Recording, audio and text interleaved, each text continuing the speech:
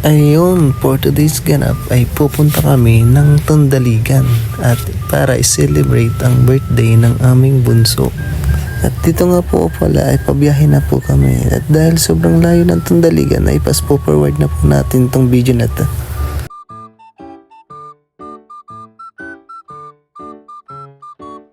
At dito po ay nakarating na po kami sa Tondaligan at nandyan na po si ate para i-assist po kami sa aming matutuluyan na cottage. At pagkababa ko po ng kotse ay agad-agad na po ang punta sa dagat para makita ang napakagandang sunset. At dito po ay video na po ako dahil sobrang ganda ng sunset at napakaganda ng view. At dito po ay tamang selfie look po kami. Tamang lakad lang po kami sa napakagandang view.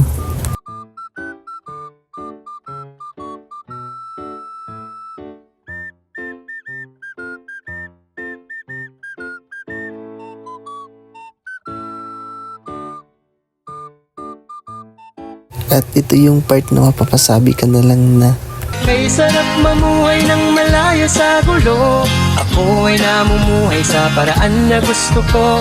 Pakiramdam higit sa ano. at ayun, sobrang solid ng intro na yun. At dito ay pabalik na po kami sa aming cottage at para kumain na din. At dito nga pala ay mag-overnight kami dito sa Tondaligan para kinabukasan ay aming i-celebrate ang kaarawan ng aming bunso.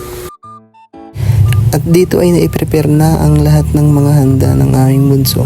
At dito ay magse-celebrate na po kami ng kanyang kaarawan na 21 birthday.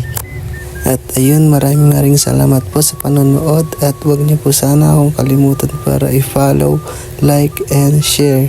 Thank you for watching.